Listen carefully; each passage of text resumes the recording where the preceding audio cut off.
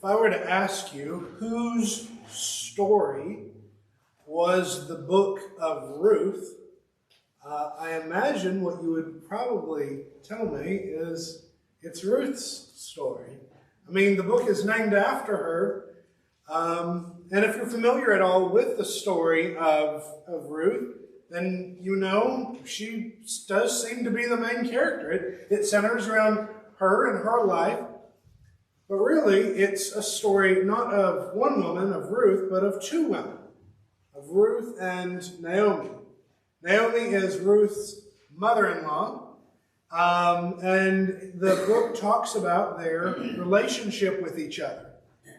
And I would suggest, if I may, that possibly the book is more about Naomi than it is about Ruth. And we can learn more from Naomi and from what she goes through than from Ruth herself. Now, if we open up to the book of Ruth and we look at chapter 1, we're introduced to our cast of characters. As far as books of the Old Testament go, we have a relatively short ensemble. Usually we have several different stories in succession of different generations and all their families, and it's hard to keep up with all the names, but there's less than 10 names, at least, of characters who actually do something in the entire book. The last few verses are a genealogy, so it kind of spoils that at the very end. But up until that point, you only have about 10 different characters who play a role. Now, this book starts off, chapter 1, verse 1, it happened in the days when the judges judged that there was a famine in the land. And a certain man of Bethlehem in Judah went to sojourn in the fields of Moab with his wife and his two sons. The name of the man was Elimelech, the name of his wife Naomi. The names of his two sons were Mahlon and Chilion, Ephrathites of Bethlehem in Judah. And they came to the fields of Moab and remained there. So, it starts off with this couple, Naomi and Elimelech. Now, I already gave you some foreshadowing and told you the book is about Naomi and her daughter-in-law. So you already know that Elimelech's not going to last for very long. But there's a famine in their hometown of Bethlehem, in the southern part of Judah. And so they, in an attempt to find food, move to the other side of the Jordan River, to the land of Moab. Doesn't tell us exactly what part of Moab, but they move over to this other nation. They settle down there, and they have their two sons with them. Now, shortly after moving there, Elimelech dies. We see that in verse 3. Elimelech, Naomi's husband, died, and she was left with her two sons. Not to worry. She doesn't have to provide for herself. She has two sons who are going to be able to step up to this task. And verse 4 tells us that they took for themselves Moabite women as wives. The name of the one was Orpah, and the name of the other Ruth. And they lived there about 10 years. So Elimelech passes away, but her sons marry these two lovely Moabitess women. We don't know anything about them at this point, but they marry these women, and everything seems happy and like things are going better. And then after 10 years, they pass away as well. Verse 5, both Mahlon and Chilion also died, and the woman was left without her two children and her husband. So now she is alone, and she has no way to provide for herself. She has no source of income, nor no source of food, and she might as well be in a famine if she wasn't already. And so she decides she's going to move back to her hometown. She's going to move back to Bethlehem.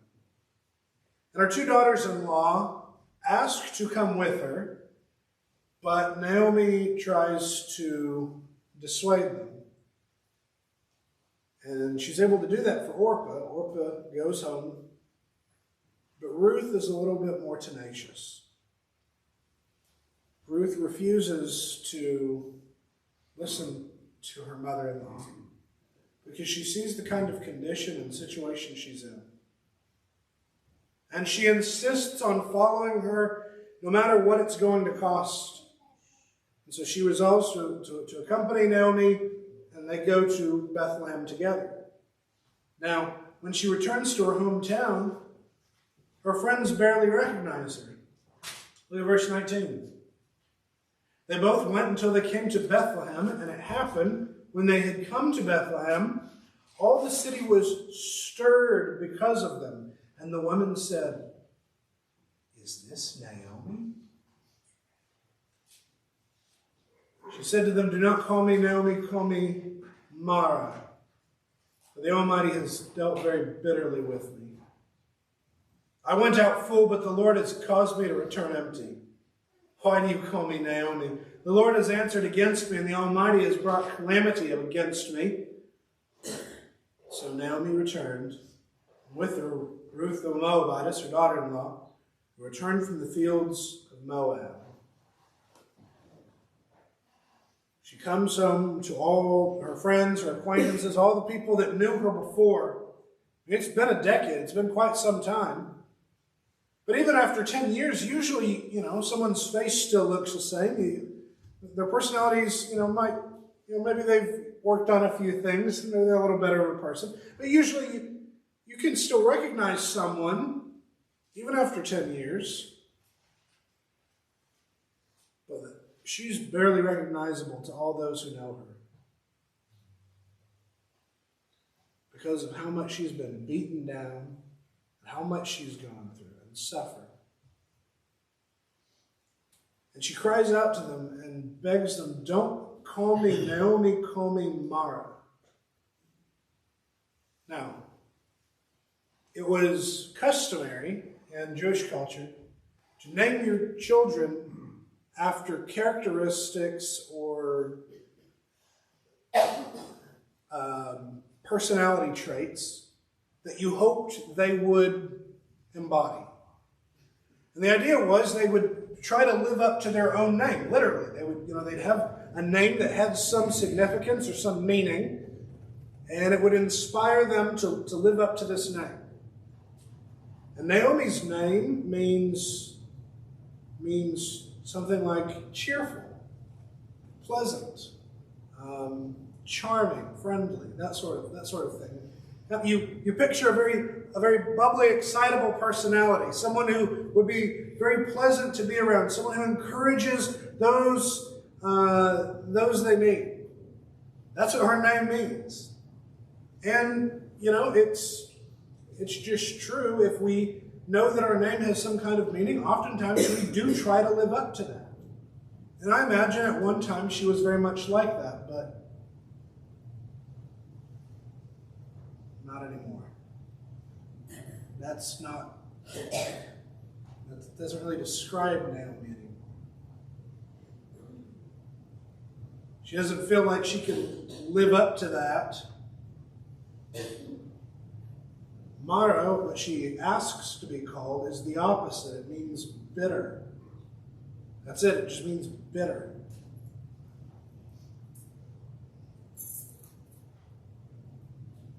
And it describes how she's become.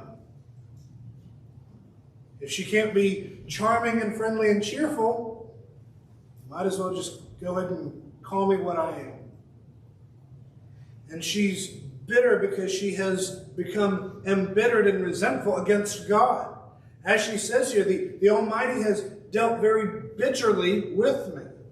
I went out full. She says, I used to be like that. I used to be happy. I used to be pleasant to be around. I used to have everything that I wanted and needed. The Lord has caused me to return empty. She comes back with none of the things that she had when she left Bethlehem. The Lord has answered against me, and the Almighty has brought calamity against me. Now, in times of suffering, in times of grief, it's natural for us to turn to God and ask, why? Why, God? That's natural, it's normal. Really, it's okay. There's a difference between questioning God and blaming God. she calls God right out. She says, this whole thing, all of these problems, everything that I'm dealing with, everything I'm facing, all this loss that I've had to go through, God has done this to me. That happens easily. It happens a lot. You go through something difficult and traumatic, and you don't know who to blame. So you end up blaming God. Now it's the same. There's a strong relationship, I believe, between the lessons we learn in Ruth and the lessons we learn in the book of Job. They have a lot of parallels. So I'm going to reference Job quite a bit this morning. Now what happens with Job is he loses everything as well. He loses his children. He loses all his possessions. He eventually loses his health. The only non-parallel here is that he does not lose his wife. He does keep his spouse. But to counter that, Naomi still has Ruth. So maybe that balances out somewhat. But Job also loses everything. And he questions God in the same way. He doesn't understand and he wants to know. And throughout the book of Job, he pleads with God and says, I want to go before God and I want to ask him. He comes very close to blaming God, but he doesn't. But he challenges God and says, I want to know why. I want to know what I've done to deserve this. Now his friends, on the other hand, are more than happy to blame God. And they do that throughout the entire book. And they say that, Job, this is your fault because of your wickedness. Clearly, God has brought this upon you as punishment. And so you see kind of a similarity there. And at the end of the book, God chastises the friends, and Job a little bit too, for claiming that this was his fault. This was something he did. But Naomi doesn't know who else to blame. I want to see what happens to her as a result of this grief.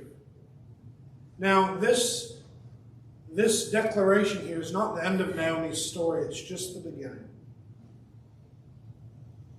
And the story kind of takes a break from Naomi for a couple of chapters before returning to her.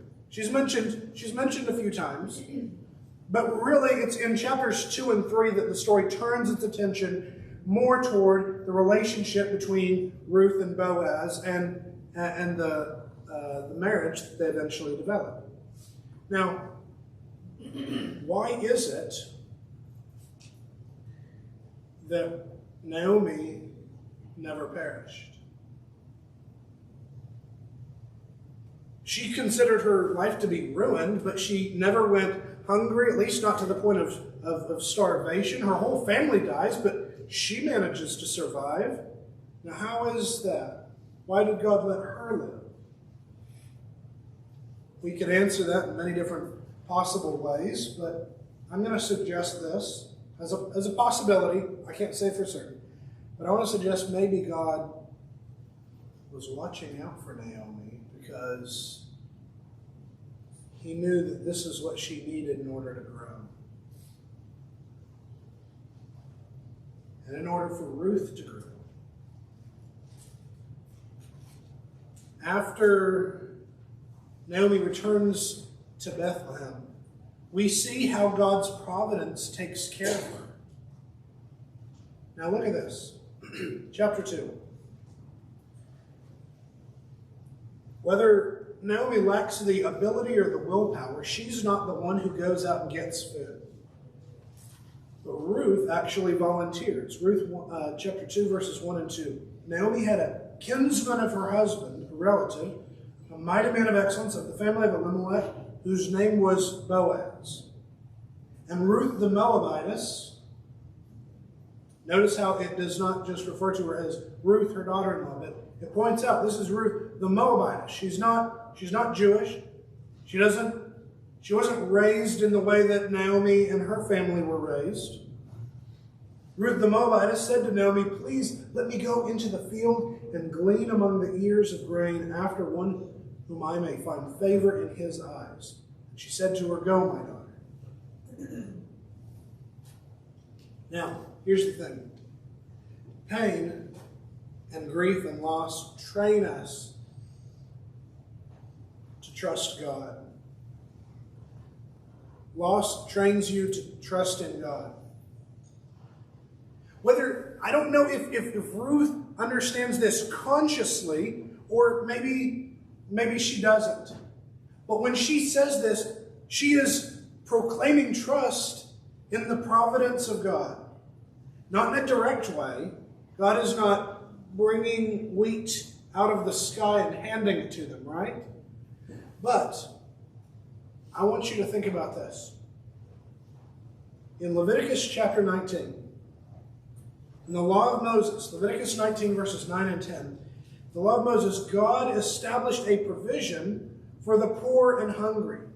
God said in his law, "Now, when you reap the harvest of your land, you shall not reap to the very corners of your field, nor shall you gather the gleanings of your harvest." You're not to go over it twice. "Nor shall you glean your vineyard, nor shall you gather the fallen fruit of your vineyard, but you shall leave them for the afflicted and for the sojourner. I am the Lord your God." God put this rule in place as a way of providing in the future. So God doesn't have to come down and hand grapes and wheat and other elements of food to the poor himself. He makes this provision in the law so that they will be provided for. Now, I have no idea whether Ruth knows this law. It's quite possible she has no idea. She wasn't raised hearing all these things. She's only been connected to this family for maybe about 10 years or so, maybe a little longer, maybe a little less. But I highly doubt that she knew this law. In addition, think about the time we're in the time period of the Judges. This was the most wicked time in Israel's history. They were never farther from God than at this time, other than right before they went into captivity, of course. But they were extremely far from God. Most people did not know the law. I find it highly unlikely that Ruth knew that this was written in Leviticus. I highly doubt that. And yet, somehow she expresses faith in it. Because the providence of God is taking place through his servants. Because Boaz does know this law. Boaz is a righteous man who is obedient to this law, even, perhaps during the time of famine. I don't know if the famine is still going on or not. But even during hard times, he's so dedicated to serving the Lord that he's following through with this law. He's obeying the commandment of God, even when nobody else is. There was no reason to be doing this except to serve God and to obey him. And because of that, Ruth can trust in God's providence, not even by knowing the command herself. But this, do you see what happens here? This creates an opportunity for Naomi and for Ruth to benefit from God's care. Now, of course, in this case, again, the faithful servant is Boaz. Verses 3 and 4. She came and gleaned in the field after the reapers, and so it happened. She happened to come to the portion of the field belonging to Boaz, who was of the family of Elimelech. Now behold, Boaz came from Bethlehem and said to the reapers, "May the Lord be with you." And they said to him, "May the Lord bless you." And in that last verse, in verse 4, they use the name of God. They say, may Yahweh be with you. May Yahweh bless you. They are still faithful to God even at a time of great wickedness. Now, I want to draw back to your attention that Ruth has been through just as much as Naomi has. Naomi lost her husband and her 2 sons. Ruth lost her husband and her father-in-law and her brother-in-law. Naomi was forced to move into this land, the land of the Moabites, where she didn't have any friends. She didn't have any business connections. She didn't have any land. She didn't even speak the language. And Ruth does the same thing, but voluntarily. Ruth leaves her friends and her culture and her connections and any land that she may have been heiress to in Moab to go to Bethlehem, where she and her mother-in-law have nothing. I don't know if you have ever pieced all this together, but the whole concept in the book of Ruth, of why they need Boaz to come in and to be this redeemer and to make this purchase, the whole legal background, is that at some point in the past, before they moved to Moab, Elimelech and Naomi had sold their land, and they didn't have a way of buying it back. And so the family property has, at least for the next several years, been taken out of their hands.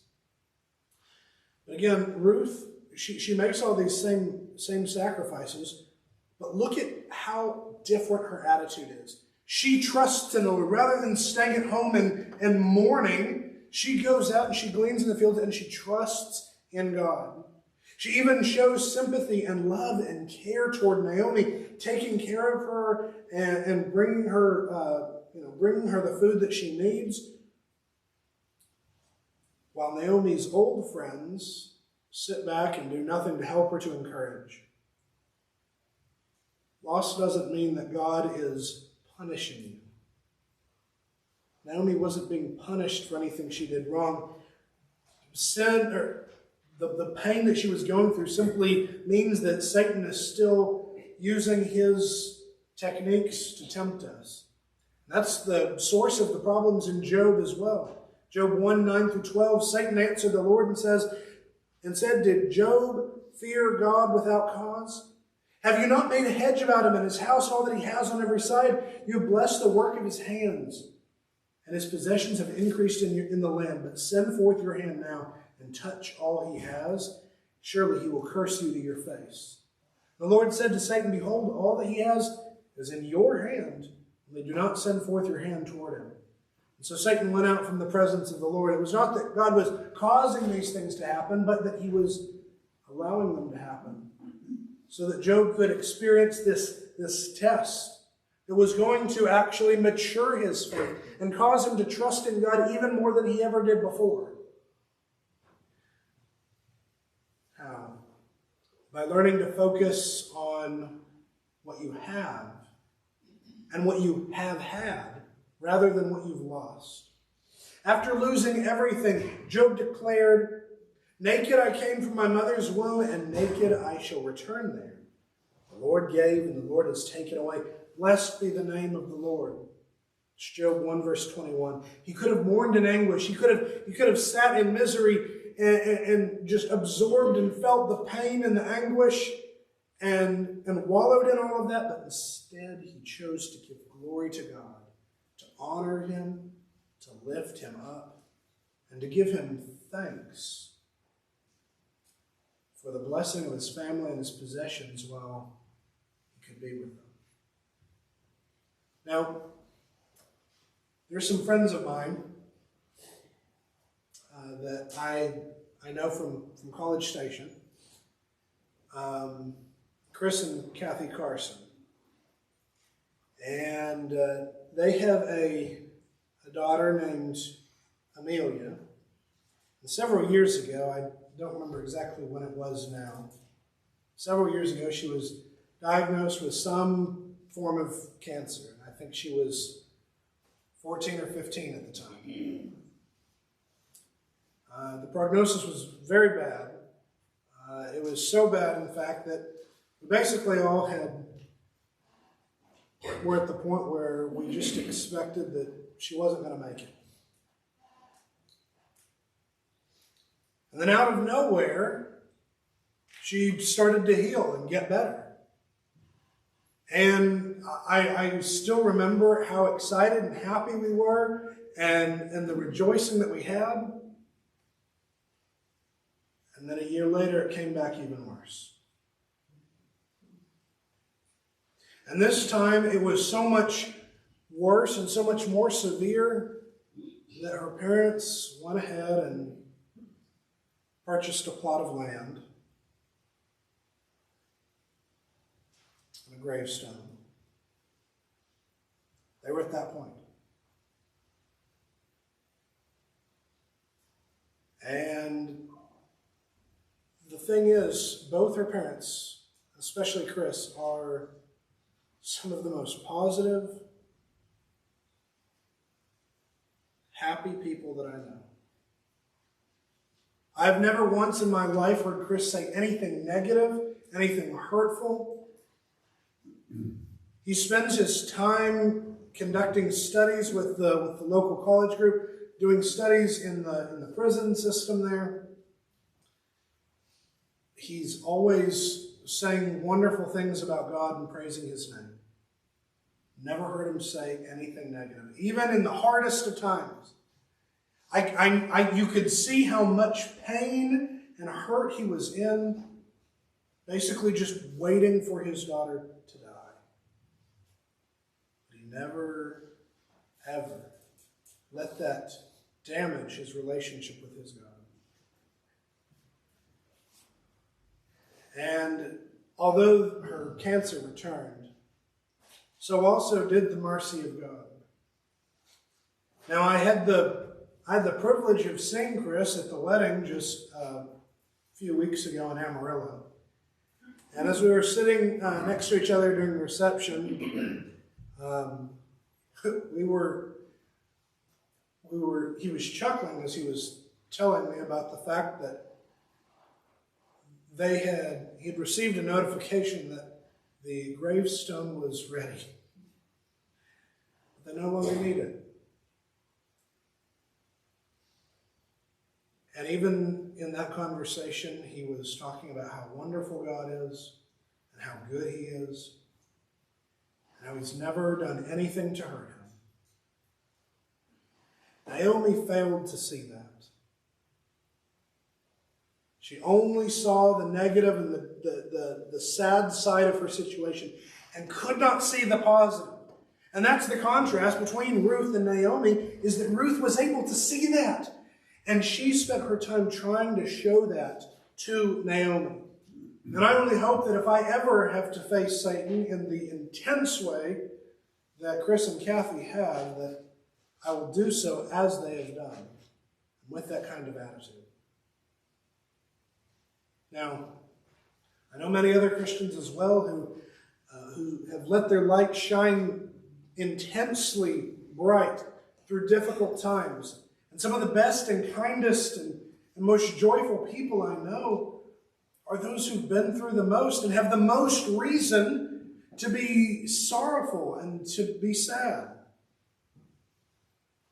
Although Ruth had experienced all those same things as Naomi, instead of focusing on her pain, she focused on helping Naomi.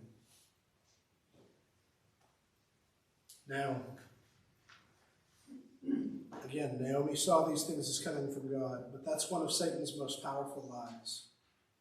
In James chapter 1, verses 13 through 17, James encouraged his readers to guard their hearts from these exact thoughts.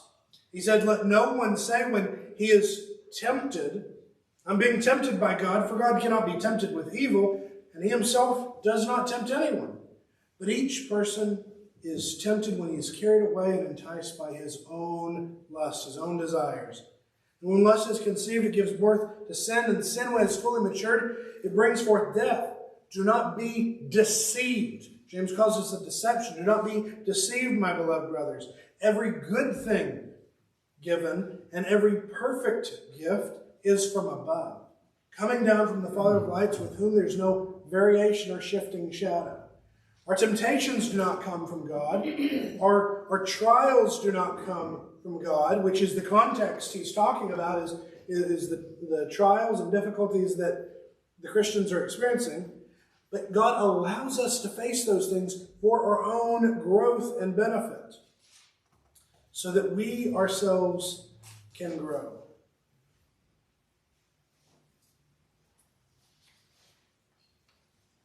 Just earlier in that chapter, James says, "Consider it all joy, my brothers, when you encounter various trials, knowing that the working of your faith produces perseverance. Let perseverance have its perfect work, so that you may be perfect and complete, lacking in nothing." It is good things, it is perfect things that come from God. The evil things that we deal with come from Satan, come from sin, come from the problems that we have to deal with. But God uses those to help us appreciate Him. When we suffer, when we go through grief and loss, it's a time and a chance for us to reflect on who God truly is. Do we let Satan deceive us and tarnish our perception of God, or do we remember the perfection and the goodness of God?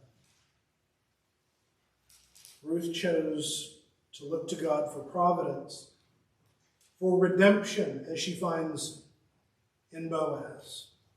And eventually, Naomi herself is able to see this herself. In chapter 4, at the close of the story, after Ruth and Boaz are married, they bring forth a son. Verse 14, Ruth chapter 4, verse 14.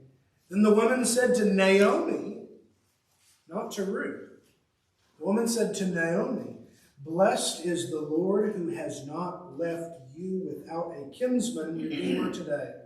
And may his name be proclaimed in Israel." Usually we say that Boaz is the redeemer and he brings out redemption for Ruth. But no, he does not. He brings about redemption for Naomi. May his name be proclaimed in Israel. May he also be to you a restorer of your soul and a sustainer of your old age. For your daughter-in-law, who loves you and is better to you than 7 sons, has given birth to him. Then Naomi took the child and put him on her bosom and became his nurse. And the neighbor women gave him a name, saying, "A son has been born to Naomi." So they named him Obed. He is the father of Jesse, father of David. None of these things would happen. The coming of King David, the great king of Israel, would never have happened if all of that grief and loss and sorrow had not occurred at the beginning of that book. He was not a descendant of Mahlon. He is not remembered for being descended from Elimelech. Although Naomi's neighbors credit this boy, Obed, as belonging to Naomi, God keeps a better record. And he observes and notes that he's the son, Boaz. And Boaz receives full credit for this son in God's eyes.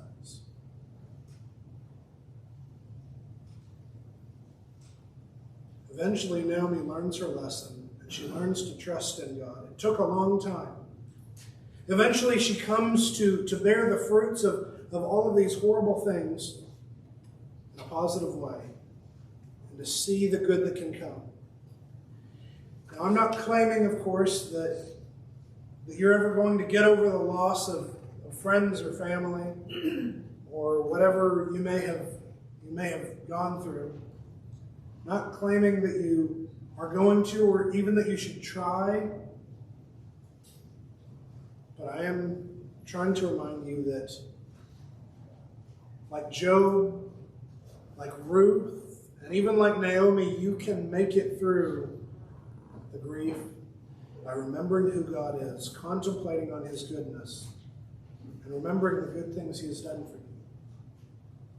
Only by looking to God for strength, by remembering his blessings, by trusting in him and leaning on him, are you going to be able to overcome and make it through. Psalm 34, verse 8 says, "O taste and see that the Lord is good. How blessed is the man who takes refuge in him." If you need encouragement, or if you need to do something to make any sort of change, if you have sin in your life, or if you need to make things right with God, please come forward while we stand and sing.